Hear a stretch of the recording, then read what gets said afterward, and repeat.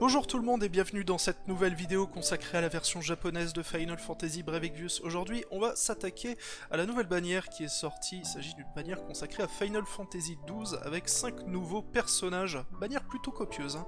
Donc nous avons Gabrance, Bash, Vayne, Drace et enfin Larsa qui rejoignent Final Fantasy Brave Exvius. On va passer tout cela en revue immédiatement. On va commencer par Larsa, donc le natif 3 étoiles qui va jusqu'à 5 étoiles. Personnage pas très intéressant, on va passer rapidement dessus. Fonctionne un peu comme Iris de Final Fantasy XV, c'est-à-dire que c'est un soigneur avec des capacités redonnant des valeurs fixes de points de vie, de MP, tout ça.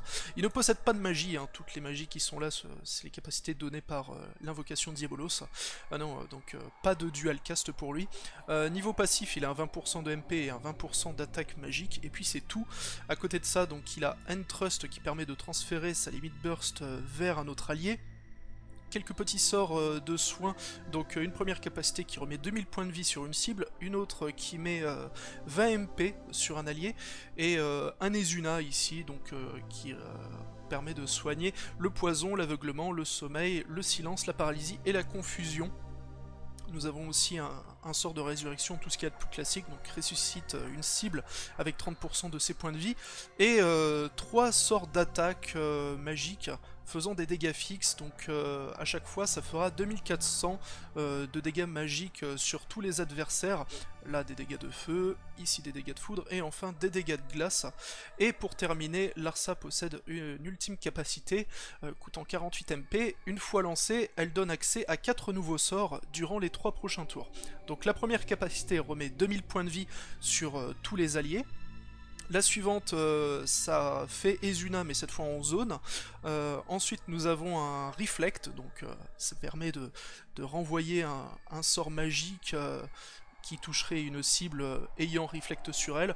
Il faut rappeler par contre que, que Reflect ne fonctionne pas sur les sorts qui ignorent partiellement la défense magique, donc tout ce qui est Météore, Ultima, etc. Et enfin, Larsa peut débloquer, via cette capacité-là, un dernier sort qui fonctionne de manière aléatoire. Donc il y a 5 variantes possibles. On a 25% de chance de remettre 2000 points de vie sur tout le monde, 25% de chance de restaurer 40 MP sur tous les alliés. Ensuite, nous avons 20% de chance de faire ces deux effets d'un seul coup, donc restaurer 2000 points de vie et remettre 40 MP sur tout le monde, 20% de chance de restaurer 2000 points de vie et de ressusciter tout le monde, enfin tous les alliés qui seraient éventuellement tombés avec 30% de leurs points de vie, et enfin on a 10 petits pourcents de chance de faire tous les effets d'un coup, donc 2000 points de vie restaurés, 40 MP restaurés, et en même temps une résurrection en AOE. Mais bon, c'est un sort aléatoire, donc pas forcément très intéressant. Il a une limit burst pas trop mal par contre, puisque ça remet de base 40% des points de vie de toute l'équipe.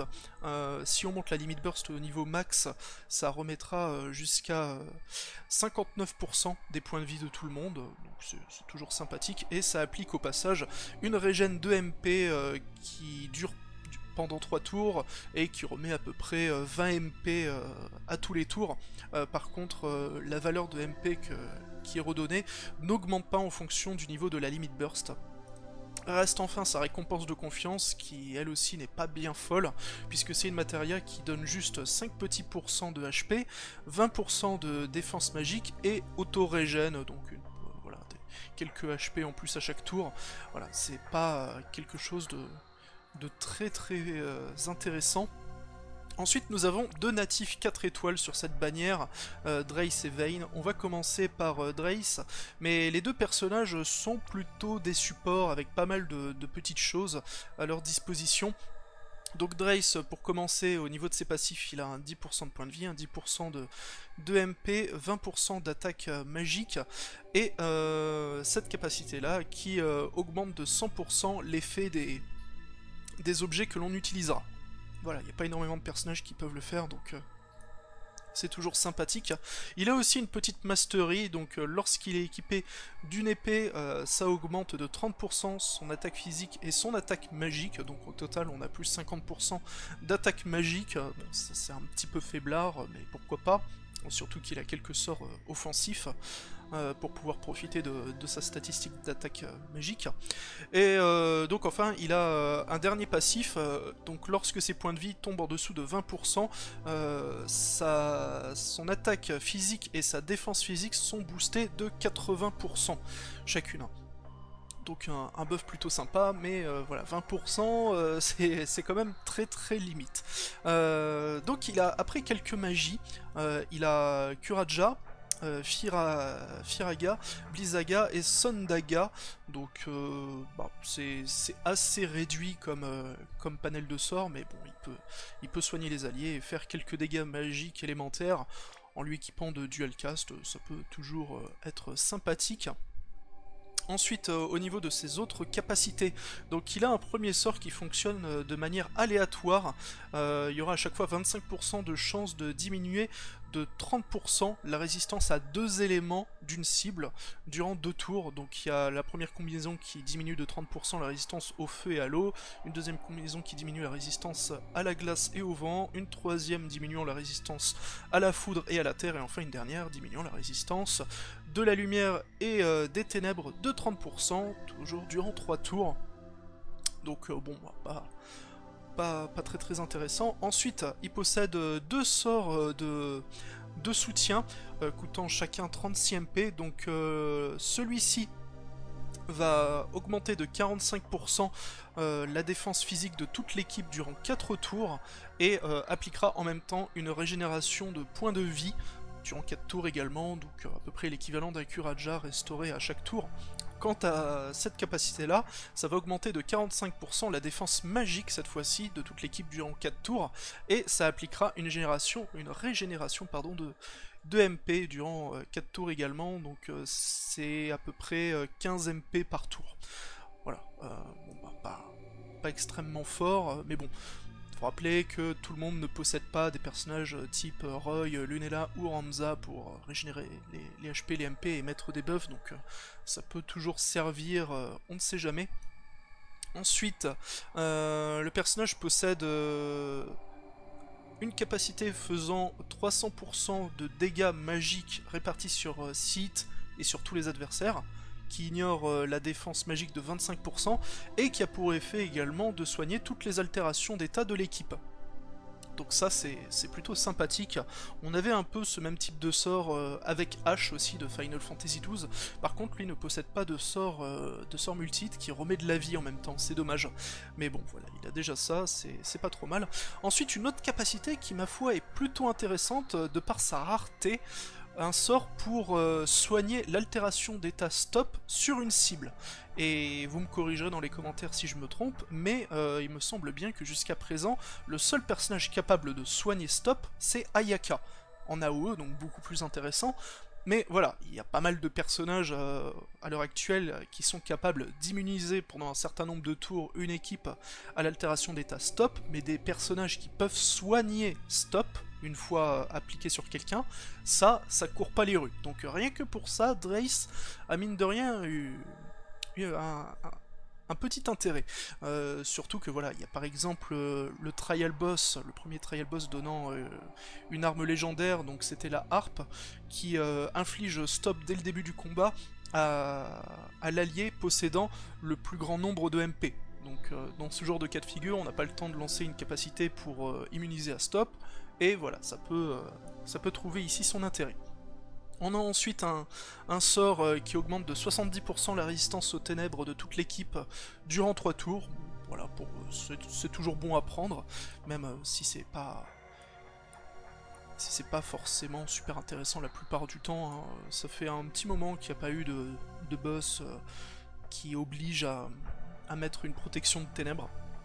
Enfin bref, et enfin il possède 2 derniers sorts, donc un à 60 MP qui fait tout de même 420% de dégâts magiques de feu sur tous les adversaires, c'est pas mal, mais comme c'est une capacité spéciale, ça ne peut pas être dual cast, et un dernier sort qui fait 250% de dégâts magiques de ténèbres sur une cible en ignorant la défense magique de 25%.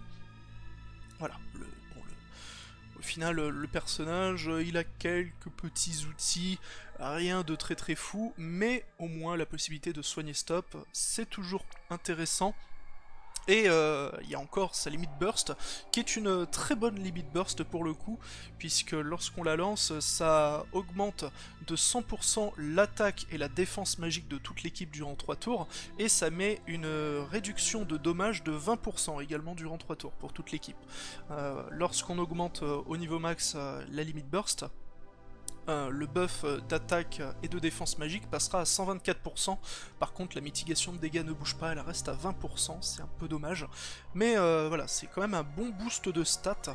Pour la survie, ça aurait été mieux que ça augmente la défense physique et magique plutôt que l'attaque et la défense magique, mais bon, on prend quand même.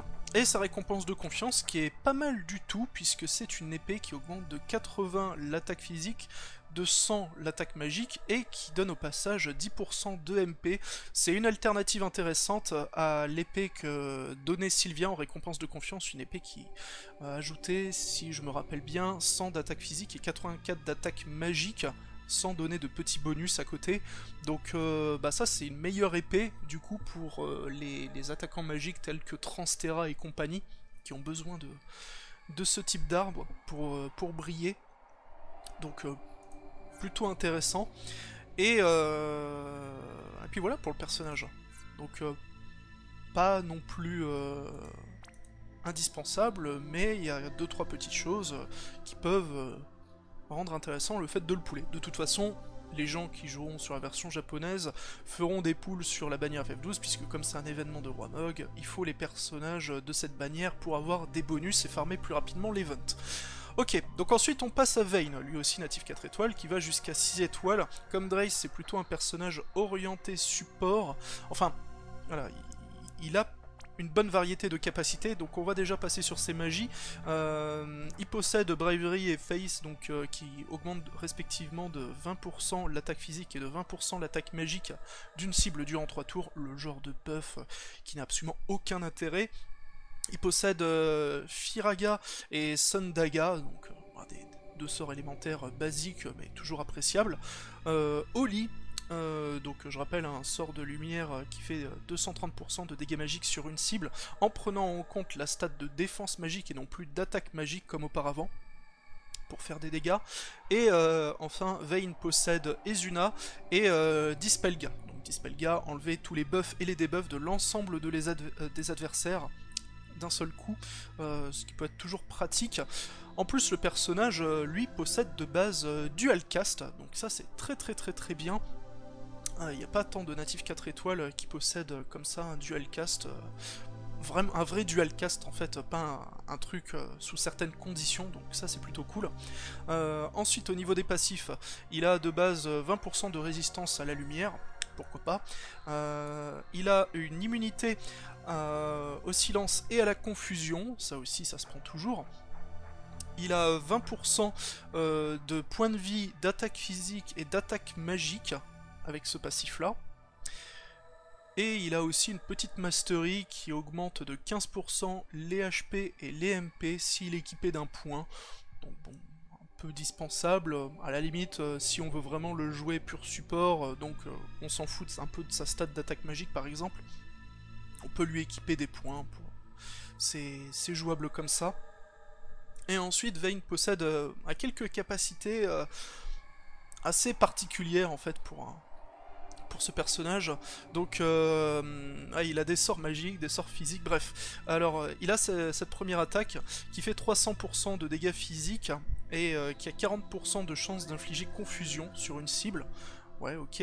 Ensuite, il a un sort qui fait 230% de dégâts physiques sur tous les adversaires répartis sur 7 hits. Il a 2 boucliers, alors ça c'est peut-être ce qui constitue les sorts les plus intéressants qu'il a en sa possession. Donc un premier bouclier qui augmente, enfin qui réduit de 25% les dommages physiques qu'une cible subira durant 2 tours, et qui immunise également durant 2 tours au debuff de défense physique. Donc bah ça peut avoir de l'intérêt. Alors pour l'instant, je vois pas trop de combats dans lesquels ça pourrait être particulièrement pertinent, mais on sait jamais, peut-être à l'avenir, je sais pas moi, on aura un combat contre un trial boss qui mettra en particulier des debuffs sur une cible qui aurait fait une taunt comme un, voilà, comme un tank, et qui pourrait le rendre beaucoup moins résistant. Donc un personnage tel que Vayne pourrait permettre de se prémunir de ça. Et donc ce second bouclier, lui, diminue de 25% les dégâts magiques qu'une cible subira durant 2 tours, et immunise également durant 2 tours aux debuffs affectant la défense magique. Donc voilà, 2 boucliers situationnels, mais qui peuvent servir, et le petit twist supplémentaire, c'est que lorsqu'on lance ses capacités, elles débloquent pour le tour suivant une nouvelle capacité pour Vayne. Donc le sort qui mitige les dommages physiques débloquera pour le prochain tour un coup qui fait 360% de dégâts physiques de lumière sur une cible. C'est d'ailleurs un coup critique garanti, et ça diminuera de 50% la résistance à la lumière. Et cette seconde capacité, donc qui permet de mitiger de 25% les dégâts magiques, débloquera au tour suivant pour Vayne un sort faisant 800% de dégâts hybrides sur tous les adversaires répartis sur 12 hits, et augmentant au passage de 90% l'attaque physique et magique de toute l'équipe durant 3 tours. Donc ça c'est vraiment intéressant. Alors après il va falloir trouver un moyen pour le builder correctement en personnage hybride. Malheureusement, bon, il n'a pas des stats de fou qui lui permettront de réellement briller avec cette attaque, mais elle fait quand même des dégâts assez intéressants. En plus du buff qu'elle applique derrière, c'est plutôt cool. Ensuite, avec Vayne, nous avons 2 capacités de soutien coûtant toutes les deux 57 MP. Donc la première qui augmente de 45% l'attaque physique et magique de toute l'équipe durant 3 tours, et qui augmente également durant 3 tours de 100% la vitesse de remplissage de la limit burst. Ça c'est plutôt intéressant, parce qu'il n'y a pas tant de personnages que ça qui permettent d'augmenter la vitesse de remplissage de la limit burst. Il y en a quelques-uns qui augmentent enfin qui ajoutent 50% de vitesse de remplissage, comme par exemple Aileen avec ses enchantements, mais un boost de 100%, ça commence à plutôt bien causer, donc ça peut être assez utile. Et l'autre buff, ça augmente de 45% la défense physique et magique de toute l'équipe durant 3 tours, tout en appliquant une régène de points de vie également durant 3 tours, mais c'est une régène de points de vie toute rikiki, donc ça remettra pas grand chose, peut-être 200 ou 300 points de vie à chaque tour, bref, totalement anecdotique. Enfin, il possède un dernier sort qui augmente de 50% la résistance à la lumière et aux ténèbres de toute l'équipe durant 3 tours. Ça aussi, ça peut servir au besoin. Voilà donc pour Vayne. Ah oui, puis il reste sa limit burst. Une limit burst qui elle aussi peut avoir de l'intérêt, puisque donc ça fait 400% de dégâts physiques sur tous les adversaires. Mais ce qui est surtout intéressant, c'est que ça diminuera de base de 28% l'attaque physique et magique de toutes les cibles durant 3 tours. Et si on augmente cette limit burst au niveau max, la puissance du debuff passera de moins 28% à moins 52%, ce qui est quand même un assez bon debuff. La puissance d'attaque augmente aussi, ça passe donc de 400% à 640%, mais bon, ça on s'en moque un petit peu. Et dernière petite chose, c'est que lorsqu'on lance la limit burst de Vayne, ça aura pour effet de lui débloquer au tour suivant un sort qui permet de diminuer de 40% les dégâts subis pour une cible durant 2 tours. Voilà, c'est malheureusement que sur cible unique cette capacité, donc pas super intéressante. Et l'autre chose pas super intéressante, c'est sa récompense de confiance, une matéria qui augmente de 20% les points de vie et de 15% l'attaque physique et magique. Bon, généralement je préfère les matérias qui augmentent plutôt de 30% de stats. Là, 3 stats qui augmentent un peu faiblement, je trouve pas ça très pertinent sur la plupart des personnages, donc bon. Je pense pas que ce soit un truc vraiment intéressant à cibler en priorité. En tout cas, bon, Vayne en l'état, à voir si à l'avenir, il y aura des combats qui rendront intéressants, notamment ses boucliers. Sinon, bon, le personnage est un peu faiblard, malheureusement. On va passer ensuite au gros du morceau, les natifs 5 étoiles. Donc d'abord Gabrance. Alors que ce soit lui ou son frère Bash, c'est tous les deux des tanks. Voilà, c'est une bannière de tanks, mais de tanks qui fonctionnent de manière radicalement différente. Alors Gabrance, on pourrait, pour schématiser un peu, le comparer à un Wilhelm, mais avec beaucoup plus de capacité offensive. Donc c'est un tank qui attirera l'aggro sur lui, qui pourra bien mitiger les dommages, mais qui n'aura absolument aucune capacité de couverture de groupe, etc. Donc alors, déjà, il a une sacrée dose de passif, le bonhomme, donc à 30% de points de vie. Il a un draw attaque naturel, donc 50% de chance supplémentaire d'être pris pour cible. Il a un auto-refresh. Ensuite, il a une ambidextrie qui lui permet de porter 2 dagues, 2 épées ou 2 épées larges, enfin n'importe quelle combinaison de ces 3 types d'armes, quoi.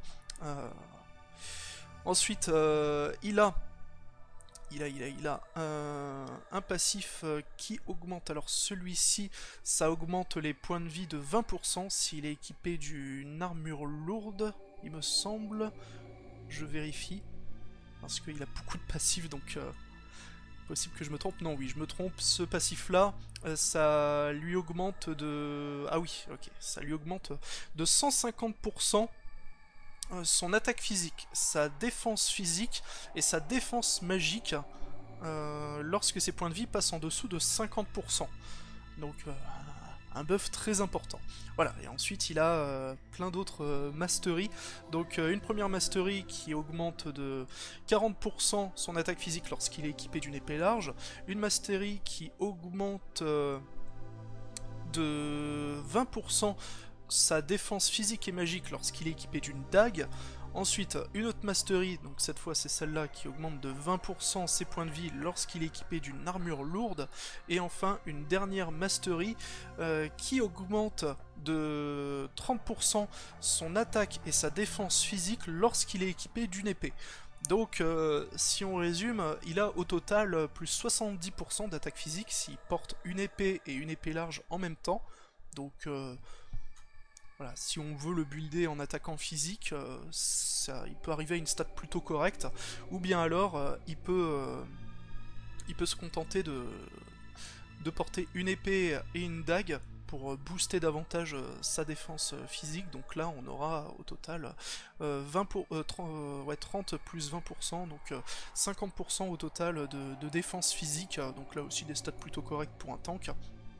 Il a également 2 contres, donc qui ont 20% de chance de survenir lorsqu'il se fait attaquer. Un premier contre qui va appliquer une mitigation de dégâts de 40% sur lui-même durant 2 tours, et un autre contre qui fait 500% de dégâts physiques sur une cible, mais en prenant en compte la stat de défense physique pour faire des dégâts, et non pas la stat d'attaque physique.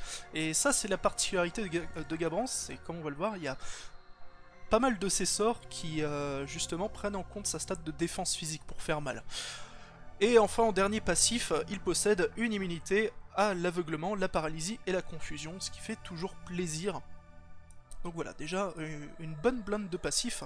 Et ensuite, au niveau de ses autres capacités, donc qu'est-ce qu'il a? Bon, on va commencer simplement avec ce sort-là, qui lui permet de se remettre 100% de ses points de vie, une régénération complète sur lui-même, et de s'enlever tous les debuffs qu'il aurait subis, que ce soit sur sa stat, sur ses stats d'attaque physique et magique, ou ses stats de défense physique et magique.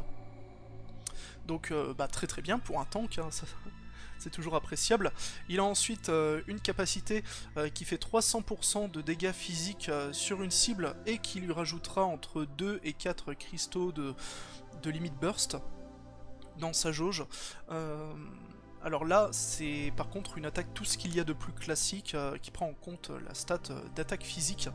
De la même manière, on a également cette capacité-là qui fait 425% de dégâts physiques répartis sur 9 hits, et sur une seule cible.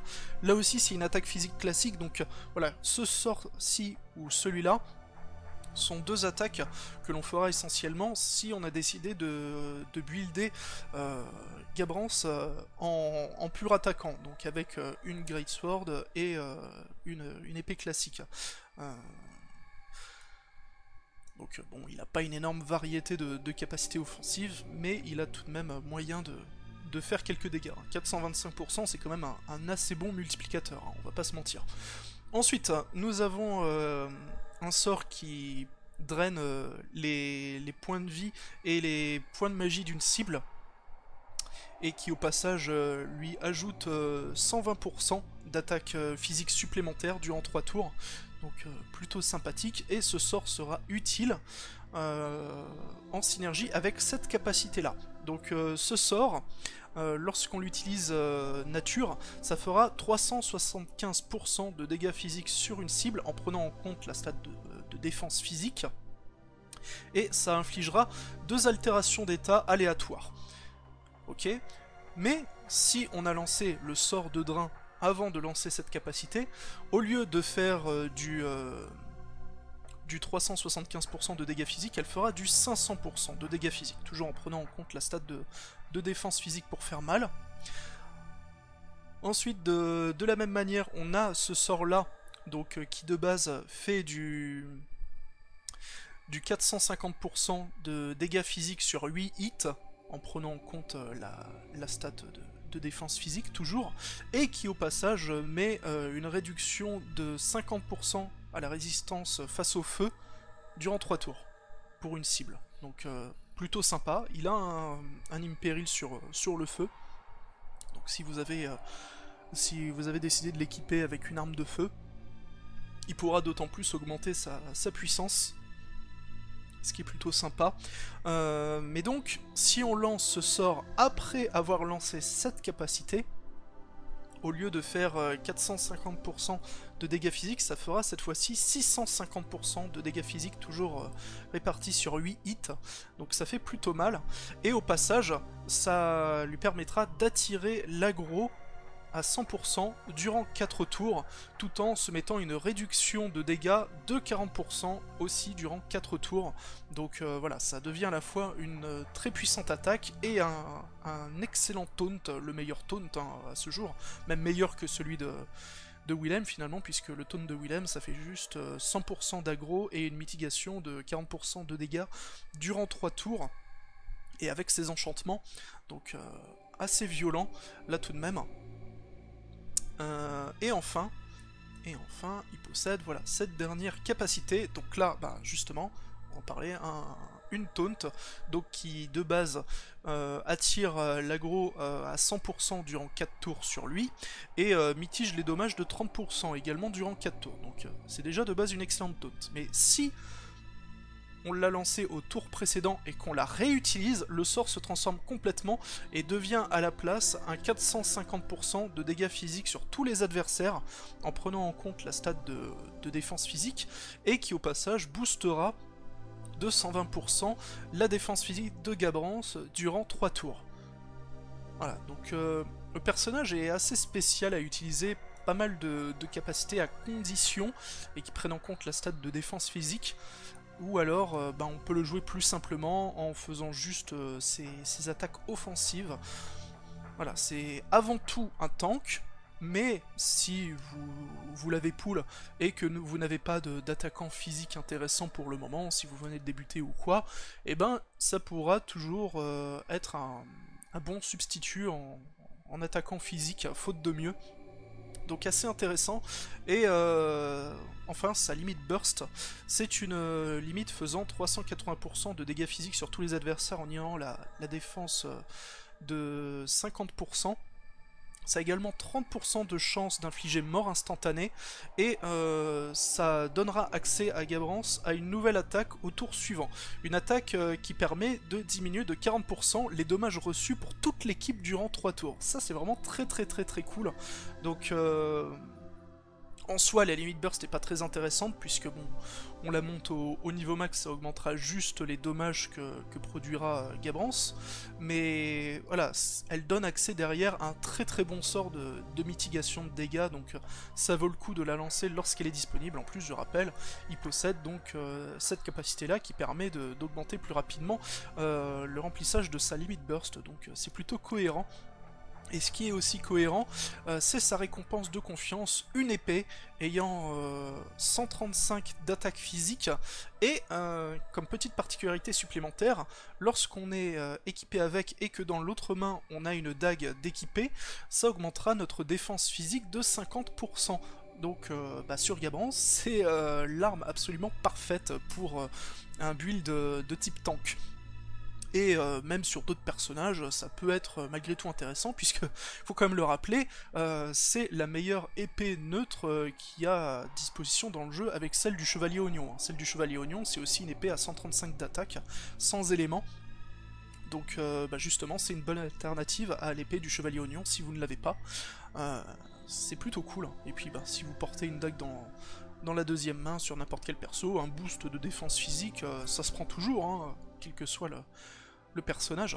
Donc plutôt fort Gabrance, suivant comment on le build, mais il reste encore un dernier personnage qui, à mes yeux, est encore plus intéressant, et bien c'est son frangin Bash, qui est vraiment pour moi la star de cette bannière.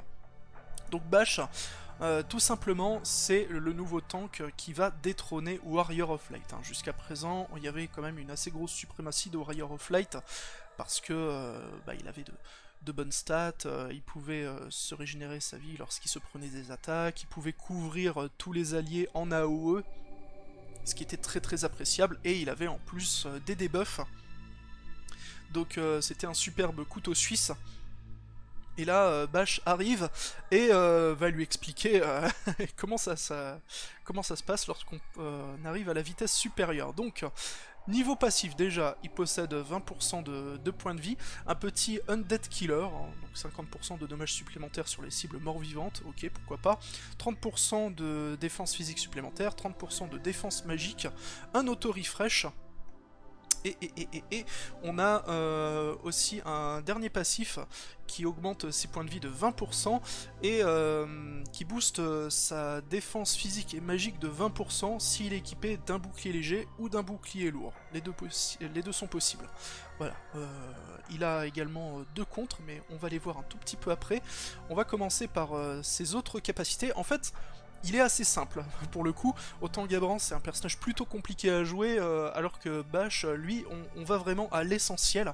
Il n'a pas une grande variété de compétences, mais elles sont vraiment toutes excellentes. On a un premier sort qui permettra d'augmenter de 70% la défense physique et magique de toute l'équipe durant 5 tours.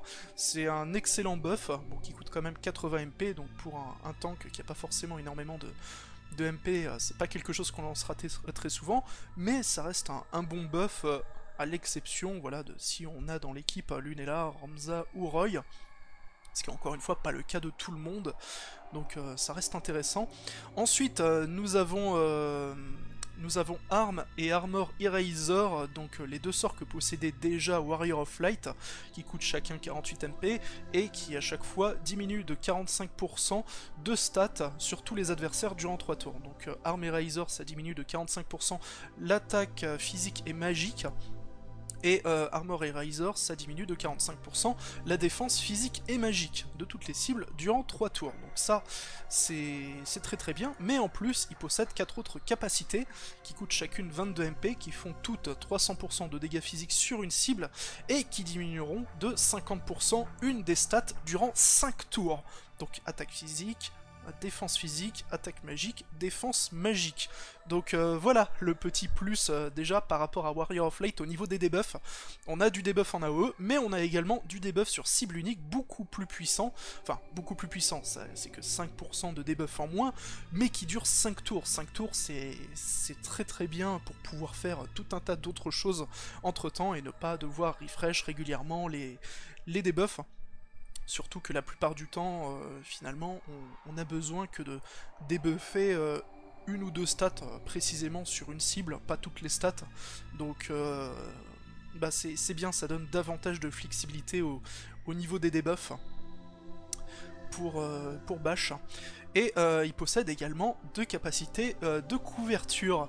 Donc une première qui a, lorsqu'on l'active, qui a 75% de chance de couvrir l'intégralité des alliés des attaques physiques en AOE qu'ils étaient censés recevoir, tout en réduisant de 50% les dégâts physiques et magiques que reçoivent Bash.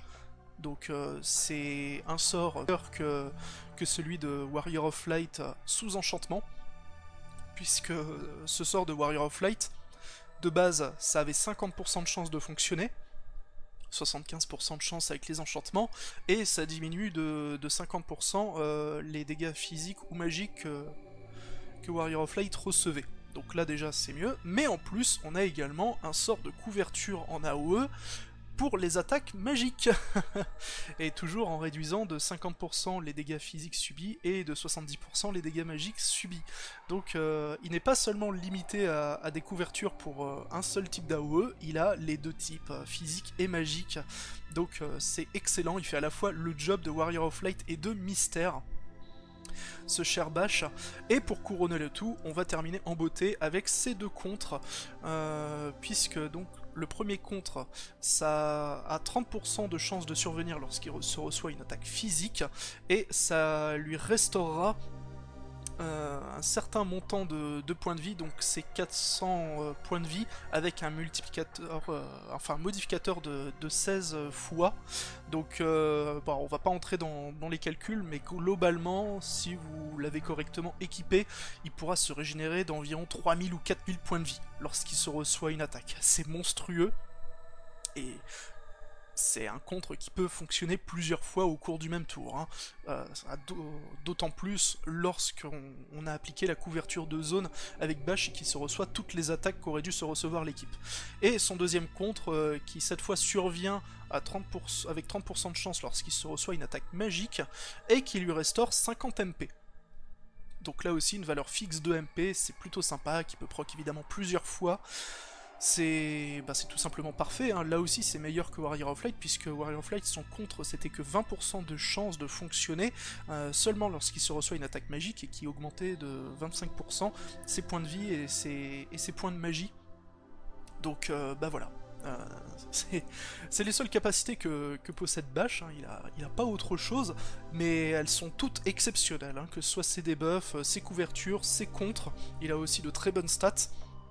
Bref, c'est à l'heure actuelle le meilleur tank pour de la couverture en AOE. Et bah, si vous voulez avoir un tank plutôt pour de la mitigation de dégâts et de la prise d'aggro sur cible unique, et ben vous avez Gavrance ou Wilhelm, hein. Wilhelm reste aussi une excellente alternative, hein. Le personnage n'est absolument pas mort. Mais voilà, si vous avez la chance de pull les deux frangins sur la bannière FF12, bah vous possédez la meilleure combinaison de tanks possible, sans aucune négociation. Donc c'est génial.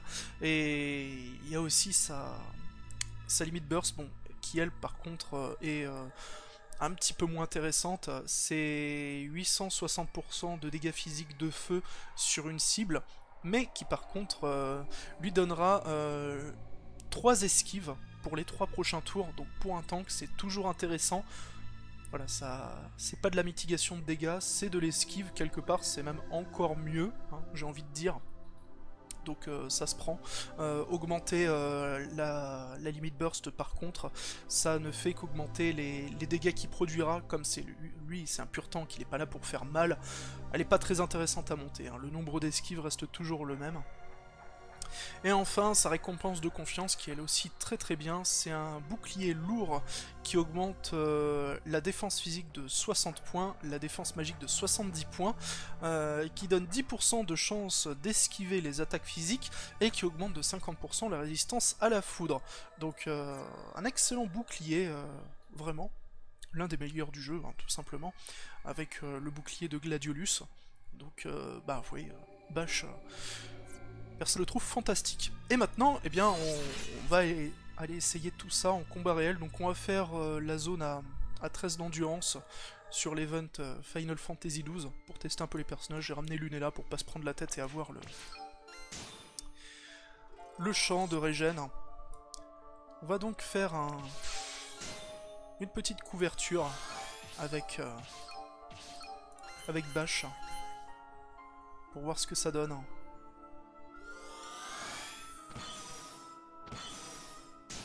Voilà, il se prend quelques attaques en AOE et on voit le contre.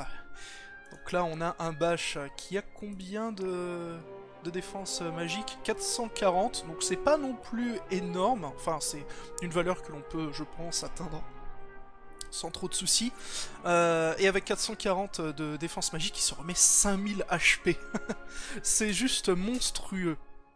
Vraiment, donc c'est un magnifique tank. Sans aucune contestation possible. Ok. On va tester un peu les sorts des autres personnages, donc par exemple les sorts de feu de Larsa et de Drace. On va essayer le bouclier de Vayne, donc on va mettre le bouclier qui permet d'avoir accès à son sort hybride, je crois que c'est celui-là. Voilà. On va mettre, tiens, l'autre couverture de zone avec Bash.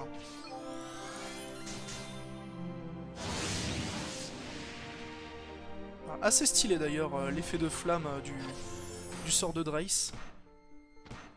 Ah, bon, voilà. Là, évidemment, la protection de Bash ne fonctionne pas puisque c'était des attaques sur cible unique, pas des attaques en AOE. Enfin, je rappelle, vraiment les couvertures, ça ne concerne que les sorts en AOE. C'est pour ça que les deux types de tanks sont toujours très intéressants. À la fois les tanks qui attirent l'aggro sur cible unique et les tanks qui couvrent tous les alliés. Les deux sont indissociables. Voilà. Et donc la capacité multi-hit hybride de Vayne. Qui ressemble un peu à un Dispelga d'ailleurs. C'est assez marrant. Plutôt joli le sort. Ok. On va continuer à tester un peu les capacités des personnages. On va faire par exemple ce sort là avec Drace. Qui fait plutôt mal. L'adversaire est quasi mort d'ailleurs. Ok. Donc on va essayer l'autre bouclier. Ce coup-ci. On va régénérer un peu les points de vie. Hop.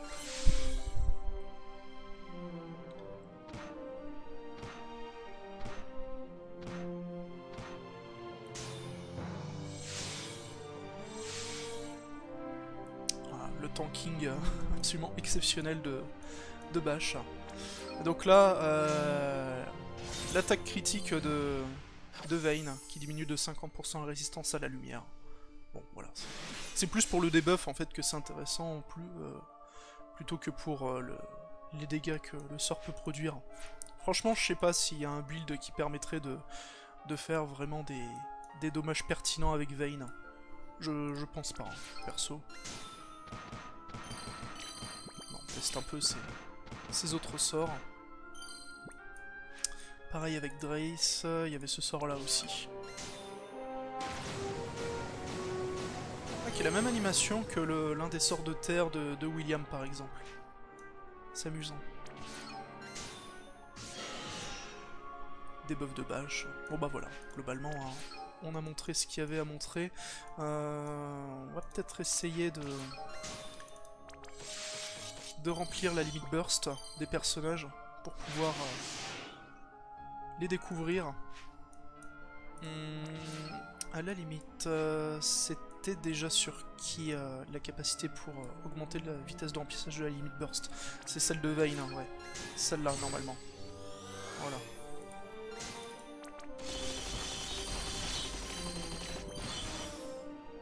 Avec ça, on devrait être capable de voir les limites burst des personnages.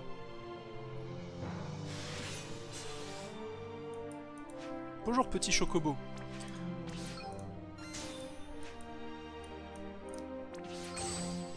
Alors pareil ici.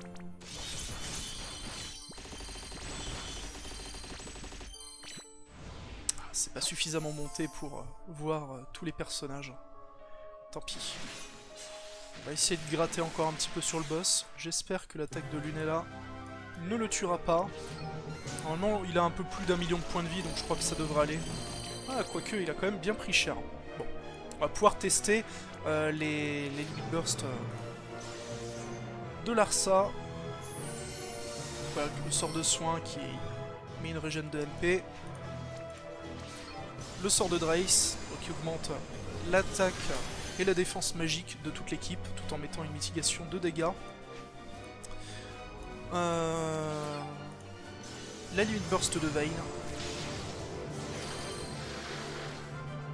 Voilà, et enfin, on va essayer de diminuer l'attaque magique du boss. Il me semble que c'est des dégâts magiques qu'il fait.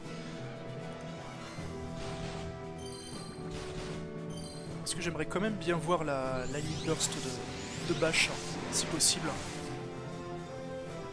Voilà. Le boss n'a quasiment rien pris, c'est cool. Et on a accès à la Limit Burst de Bash, parfait. Bon, par contre, elle devrait pas faire de dégâts parce qu'il me semble que le boss est immunisé au feu. Voilà, ouais, c'est ça. Bon, de toute façon, ça aurait pas fait très mal, mais on voit bien aussi l'effet mirage qui est appliqué sur lui.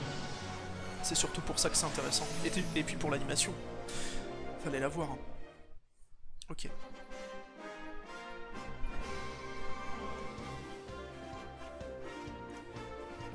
On va se refaire un autre petit combat, cette fois pour montrer Gabrance en action. Parce que lui aussi, il vaut le coup.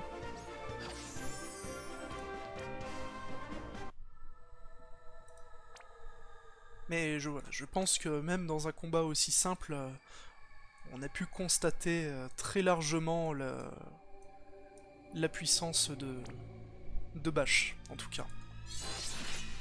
Vraiment, hein, je sais pas si je peux réellement vous conseiller de faire des pulls sur cette bannière. Encore une fois, tout dépend des personnages que vous avez à votre disposition. Si vous avez un Warrior of Light enchanté et avec de très bons équipements, ça reste tout de même un personnage très fort. Donc, est-ce que vous avez réellement besoin de Bash? Peut-être pas, hein, puisque la combinaison Warrior of Light Mystère fonctionne toujours très bien.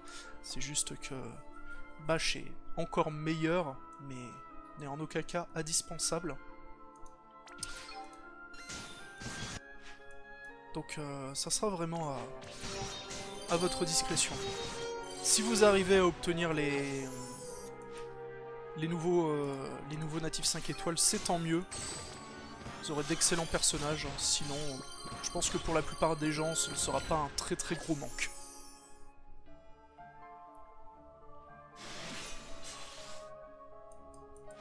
Donc on va continuer à tester un peu les attaques de Gabrance. Donc cette attaque-ci. On va attaquer aussi avec les autres personnages pour générer un peu plus de cristaux. Mais voilà, les dégâts sont plutôt importants. Hein. Vraiment, même s'il n'aura pas une grande variété de capacités offensives, Gabrance peut totalement être viable en véritable attaquant physique. Hein. Il y a moyen. On va tester voilà, ce sort qui absorbe les HP, qui fait tout de même assez mal. Hein.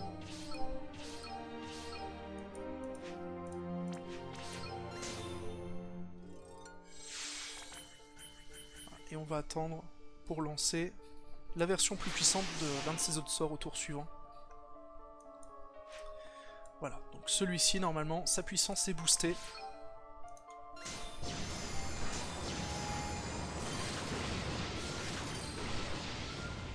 Ah, l'effet qui est plutôt sympa d'ailleurs.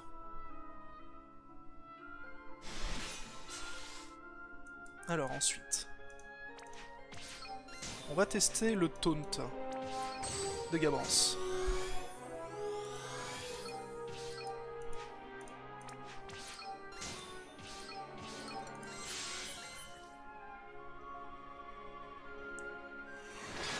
Donc c'est un taunt tout ce qu'il y a de plus classique avec de la mitigation de dégâts. Ah oui, c'est vrai que voilà, il a son contre effectivement. C'est bien qu'il est proc au moins une fois. Et donc là vous pouvez constater que Gabrance n'a plus accès à son taunt. Il a purement et simplement disparu et il a été remplacé par cette attaque-ci.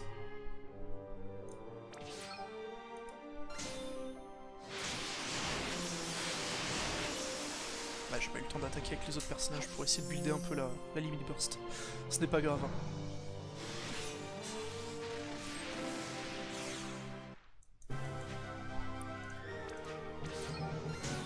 Par contre là je n'ai pas de debuff donc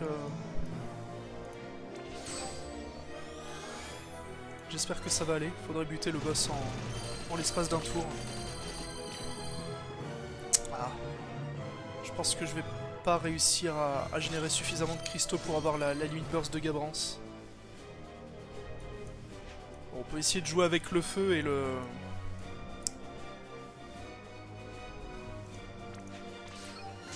et tenter de survivre à ce tour-ci. Le problème c'est que cet adversaire peut faire quand même assez mal.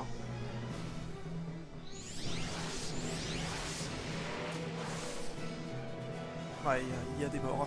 Il y a malheureusement trop de morts. Là, quand on peut pas le débuffer, voilà. Les dommages sont trop importants. Bon, tant pis pour la limit burst de Gabrance. Après, voilà, encore une fois, elle est pas extrêmement intéressante. Hein. Comme Bash, ce qui est mieux, c'est surtout l'effet qu'elle produit derrière. Donc pour Gabrance, je rappelle, ça lui donne accès à un sort qui permet de mitiger de 40% les dommages de toute l'équipe durant 3 tours. En soi, les dégâts n'ont rien de très intéressant. Voilà donc pour la démonstration des nouveaux personnages. On va aller faire un petit tour chez le roi Mog pour voir ce coup-ci quelles sont les nouvelles choses qu'il a à nous offrir avec cet event Final Fantasy XII. Donc on a toujours les classiques tickets, hein, etc. Ça on revient pas là-dessus. On a 2 équipements qui nous sont proposés. Donc il y a un premier équipement qui augmente de 32 points la défense physique, de 18 points la défense magique et qui immunise à la confusion. C'est un habit, bon voilà, ça peut être intéressant, au moins pour l'immunité à la confusion. Les stats sont pas très folles. Et ensuite on a un accessoire qui augmente de 35 points la défense physique tout de même, hein, c'est plutôt pas mal pour un accessoire. Ça monte aussi les points de vie de 10%, et ça a un effet supplémentaire uniquement si Gabrance, Bash ou Drace portent cet accessoire. Ça aura pour effet d'augmenter de 30% leur vitesse de remplissage de limit burst, donc plutôt cool hein, vu les effets que produisent leurs différentes limit burst, donc ça peut le faire. Et puis voilà, 35 points de défense physique pour des tanks, c'est quand même assez cool, ça j'encourage à faire l'achat de cet équipement. Ensuite, en autre chose nouvelle, on a ces 2 matérias qui augmentent respectivement de 10% l'attaque physique et de 10% l'attaque magique, et qui en plus augmentent de 20% les dégâts que l'on fera contre les esprits. Donc là c'est des 20% de dégâts physiques supplémentaires contre les esprits, et 20% de dégâts magiques supplémentaires contre les esprits. Ça peut se prendre, pourquoi pas, éventuellement pour un futur combat, on ne sait jamais. On a également la possibilité d'avoir un dual cast, donc la dernière fois on avait double hand, et la fois d'avant encore on pouvait avoir une ambidextrie, comme ça contre 12 000 points de l'event, donc cette fois dual cast. C'est la suite logique des récompenses de confiance d'un natif 3 étoiles qui sont extrêmement importants pour la plupart des joueurs. Et puis aussi, là depuis quelques temps, comme d'hab, nous avons des Trust Moogle 5% pour des récompenses bien précises. Toujours trop cher pour ce que c'est, les Trust Moogle qui coûtent 100 000, cette fois-ci c'est pour donner 5% à Aileen, Prish ou Majin Fina. Ceux à 8000 c'est pour Alma, Charlotte et Edgar, et enfin ceux à 500 c'est pour Sion, Cloud of Darkness et Nine. Rien de très très intéressant. Le reste c'est du classique, on connaît avec les différents objets d'éveil et d'enchantement. Bref. On se retrouvera certainement dans quelques jours pour le combat suivant, parce que comme d'hab, hein, sauf ordre contraire, on aura a priori un combat plus difficile à mener pour avoir de nouvelles récompenses sur cet event Final Fantasy XII. Mais en tout cas, bon, ce qu'il faut retenir de la bannière, c'est que niveau récompense de confiance pour les natifs 3 et 4 étoiles, c'est un peu moyen. Celle de Drace peut être cool, mais les deux autres sont franchement pas terribles. Les personnages accessibles, après, pour ce qui est de leur capacité, Larsa n'a pas grand intérêt. Vayne et Drace ont 2-3 petites choses qui peuvent les rendre intéressants dans des cas bien précis, mais dans la globalité, ils sont nettement moins intéressants en termes de support par rapport aux autres gros personnages de support tels que Riku et compagnie. Et les deux natifs 5 étoiles, Basch et Gabrance, sont tout bonnement excellents, l'un comme l'autre. Ils sont au top dans leur rôle respectif, donc si vous les avez, eh ben, c'est tant mieux. Sur ce, je vous fais des bisous moustachus, et je vous souhaite bon jeu sur la version japonaise de Final Fantasy Bravectus.